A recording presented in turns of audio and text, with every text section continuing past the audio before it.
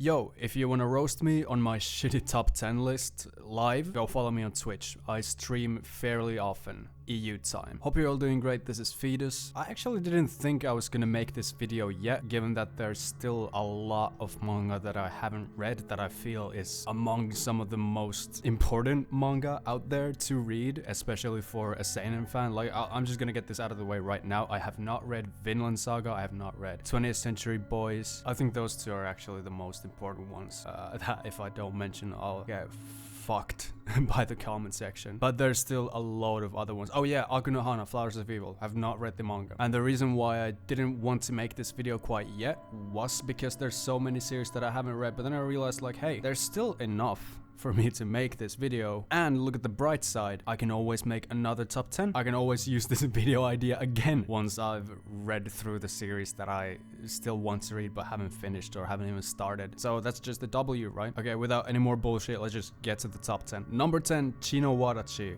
or Trail of Blood, Blood on the Tracks. I'm not quite sure what the actual translation for the name is. This is the first and only ongoing manga on the list, I think, technically. And actually, this is the first manga ever that I've been following or reading as it's airing. Everything else I've ever read has been just finished, you know, established works. But this is the first one that I kind of heard had a lot of hype around it, so I hopped on and ended up really enjoying it in a fucked up masochist way, I guess, because this manga is not enjoyable, realistically. Chino warachi basically tells this psychological story about a mother and a son who have a really fucked up relationship, and the protagonist is just thrown into these fucking awful situations over and over again. And it's a very psychological horror manga that kind of relies on very simple concepts and scenarios, but those scenarios are just horrendous. This is potentially the manga on this list that has made me feel the most disgusted, and that's a very strong feeling, so I feel it deserves a number 10 spot on the list. Number 9, Tokyo Ghoul. This is a manga that I wanted to own since I think 2014 or 2015, like a long time ago, and just last year, end of 2021, I finally bought all of Tokyo Ghoul and Tokyo Ghoul Re, and I gotta say, the people were right. The manga is way better than the anime. Like, for someone who's actually watched most, if not all, of my manga anime videos, I don't know if a person like that even exists, but in case there is someone like that, you might think I low-key hate Tokyo Ghoul, because I make a lot of jokes about it, right? I like just breeze over it as if it's this fucking piece of shit story or piece of shit anime and manga, when in reality I really love it. The anime was in my top 10 anime of all time, for fuck's sake. It's gonna be on the manga list, right? And I'm just honestly really fucking happy that I own it finally, because like middle school Fetus is so happy right now. The little child inside of me that has wanted to own this series and actually read the manga for the longest time is finally satisfied, and god damn it, was it worth it. I feel people sleep on Tokyo Ghoul in the seinen manga sphere somewhat, because it's seen as this, I don't know, teen manga, I guess, which it's honestly just not. I'm telling you, if you love Monster, Pun Pun, Vagabond, Berserk, all the like big seinen series, you need to go read Tokyo Ghoul. You gotta give it a chance at least. Don't just gloss over it because it had shitty anime adaptation, although I didn't think it had a shitty adaptation, but a lot of people think it did. Yeah, give it a chance. It's a great manga. I love it. Next one. Number 8, Pluto. So this is one of the shorter stories on this list. It doesn't really waste any time. It gets straight to the point. There's a lot of mystery. It's an Naoki Urasawa work, you know, so obviously. And it's another one that I feel too many people kind of gloss over, although I'm happy that The Masked Man has talked about it a fair bit. So I think more people have read it thanks to him praising it. I have a video about it, but it's a in minutes video, so you don't want to watch that before you read it. But please just go read Pluto. It's I think it's like 60 chapters or something, 70 chapters. Wait, let me check this. Yeah, it has 65 chapters. A lot of dialogue though, which I get might put some people off, but I mean, if you're a seinen fan, you should be about used to that, so just give Pluto a go. Absolutely goated story. Not much else to say about it. Next one. Number 7, and this is gonna fuck a lot of people up. I know it is, and I'm sorry about it, but it is what it is. Number 7 is Berserk. I simply can't deny how amazing Berserk is. But on a personal level, there's just, I mean, there's 6 more manga that go above it for me. You've heard it a million times though, Berserk is an absolute masterpiece. It has one of the greatest protagonists ever, one of the greatest antagonists ever. Every arc is an absolute W, although if there's one that I need to pick to kind of slightly shit on, it's gonna have to be the Black Swordsman arc, but everyone knows that too. Like, the Black Swordsman arc is kind of weird. But like, I gotta make this clear, like, all of these series on this list are series that I can't really complain about, at least a lot. And Berserk is definitely the one that I have probably the least complaints about. But I think the main thing for me is, and this is gonna sound so monkey brain, people are gonna be so fucking mad about this, but I think the main reason for me why Berserk doesn't go higher is the aesthetic. Sounds so fucking dumb now that I say it out loud. I'm not a huge fan of this medieval aesthetic that Berserk takes place in, which I know is like so superficial. It should not matter, but it just does. It just does. I'm sorry. I guess I'm more into like current day themed things and like, or futuristic things. I've seen The Lord of the Rings 2, which I don't really fuck with for the same reason as why Berserk is so low in the list. It's like, it's just that aesthetic. It's not my thing. I'm sorry about it. I still love Berserk. I still love the storytelling aspects it contains, but for now, this is where it sits. This might change. I know I'm gonna have to reread Berserk at some point, and maybe when I do, I'll consider it at a higher place, but for now, it sits at number 7. Next one. Number 6 is Vagabond. Another potential surprise for a lot of people, like having it so low. Vagabond, kind of like the opposite of Berserk for me, is I absolutely adore the aesthetic of Vagabond, which I know it also takes place like very far in the past. But I'm gonna be honest with you, if I have to pick between, like, I don't know, soldiers swinging swords in fucking armor versus badass samurais with katanas, I'm gonna go for the samurais any fucking day. No shot, homie. No shot.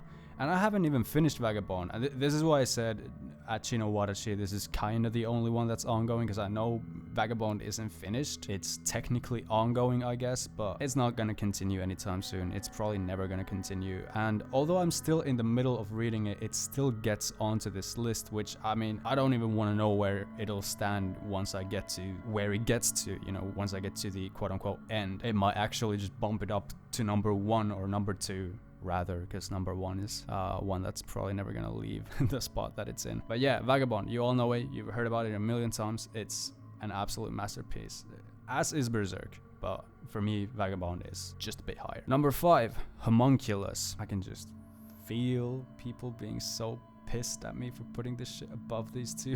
Homunculus was the first seinen manga that I ever read. It was the first dark manga that I read. I think I heard about it in like 2019 and I read through it, and it was quite an eye-opening manga for me personally, which no pun intended, but I think Homunculus showed me how fucking toxic and bad it can be to just project yourself onto another person, and I feel like I've actually been paying attention to actively not do that in my life ever since I read Homunculus, so it's definitely a very important manga for me. I was like 19 or 18 when I read it. I want you guys to know this channel would probably not exist as it exists right now if it weren't for Homunculus, because I read it in 2019 or 2018, I'm actually not sure anymore. And then I read through it again a little bit later and I thought, maybe I should do like a YouTube video about this. At that time, I had this channel, but I was making guitar videos. I had made like one video essay about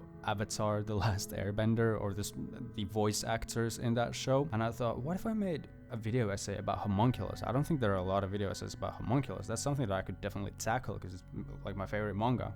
That's what I thought at the time. And then I realized that analysis isn't really my strong suit, at least articulating what I think about stories in great detail. I think that's pretty hard for me. So then I just thought about, what if I make like a Bill Wirtz rip-off kind of, you know, in minutes video about this? Would that work? Would that be fun? Would that be cool? And then I did it, and at the time I was watching Flowers of Evil anime, so I decided to do one for that as well, and then I decided to upload that first, although I actually made the Homunculus video first. I'm sorry if that's confusing. But yeah, Homunculus pretty much inspired at least for me personally, the most important series on this channel and the most important kind of content on this channel. So for that reason too, it's like very high on the list, but also for what it showed me on a personal level, and I just think it's a very fucking cool story. It's a very I think it's like the most, or one of the most psychological series on this list, and I love psychology and psychological thrillers and horror and whatever. So yeah, Homunculus, number 5. Number 4, The Horizon. Actually not a manga,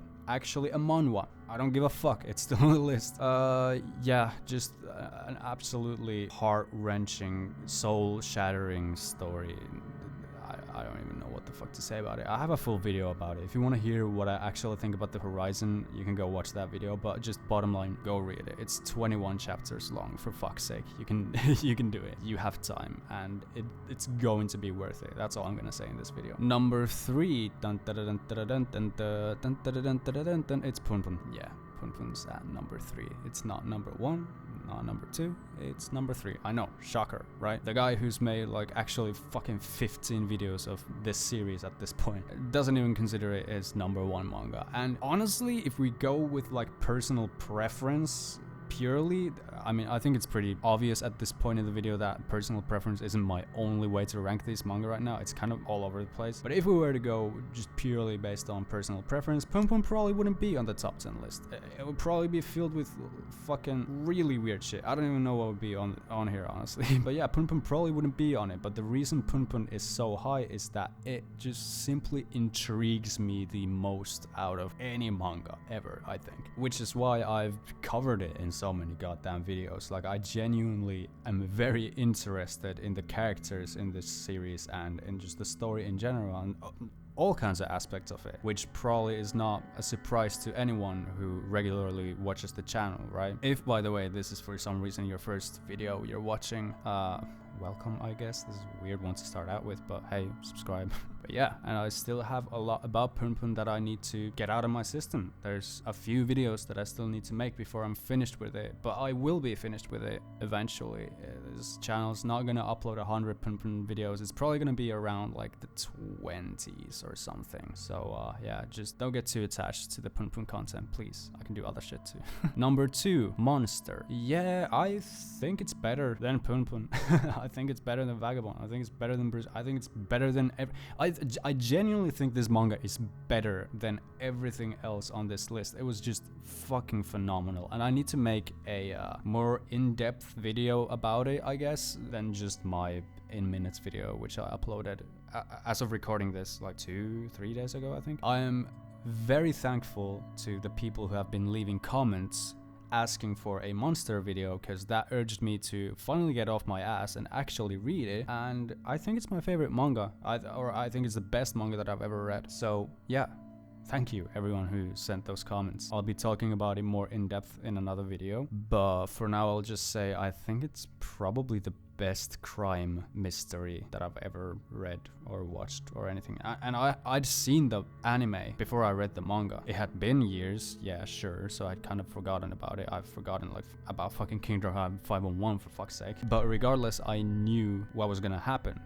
And it was still like, oh, holy shit, I have the memory of a goldfish, so goddamn. And number 1, and I promise this is not a meme, number 1 is Dragon Ball. Yeah, I made a full video about this too, but people didn't really watch it, which is understandable. I don't know why people would give a fuck about why Dragon Ball is my number 1 manga, but it is. For anyone who might be like really pissed about this, I want you to know that this is just a nostalgia, childhood favorite kind of thing where this is not gonna move. Like, Dragon Ball is going to be here forever, most likely. If it makes you feel any better, you can just discredit my nostalgia value and pretend like Monster is number 1. Everything on the list gets bumped up by 1, Dragon Ball disappears, and number 10 is like Chainsaw Man. Like, if that makes you feel any better, then yeah, that can be my list for you. But like, I grew up with Dragon Ball. Everything else on this list I've read in like the last 2 years, I'd say. But Dragon Ball is the one that I was watching on TV, I was playing the video games, I fucking borrowed Dragon Ball volumes from the library when I was a kid, the Boo Saga to be more specific. They had the final 3 or 4 volumes there, and that was my introduction to manga. That was my first like manga love. That was when I was fucking reading the book like, oh my god, how do you figure out how to read this shit backwards? This is fucking metaphysics or something. And I've read through it like a solid 5-6 times at this point. because then I eventually bought the entire set of Dragon Ball for pretty fucking cheap. It was like 100 euros or something. And like it or not, that's how it's gonna be. No worries though, I'm not gonna turn the channel into a fucking Dragon Ball channel. I don't think there's anything about this series that I could actually analyze. Maybe I'll do like a Dragon Ball in minutes video, but there's already like 50 of those on YouTube, so I don't know if there's a fucking point. But yeah, there's my top 10 manga that people have been asking for, which is fucking wild to say that people have actually been asking about this video and wanted to see it. I just gotta say, like, thank you guys so much for watching the channel. Hope you all have a great day. Don't forget to watch behind your ears and subscribe, like, comment, or don't if you don't want to. That's fine too. I'll be back with more videos about manga or anime or whatever. Okay, have a great one. Peace.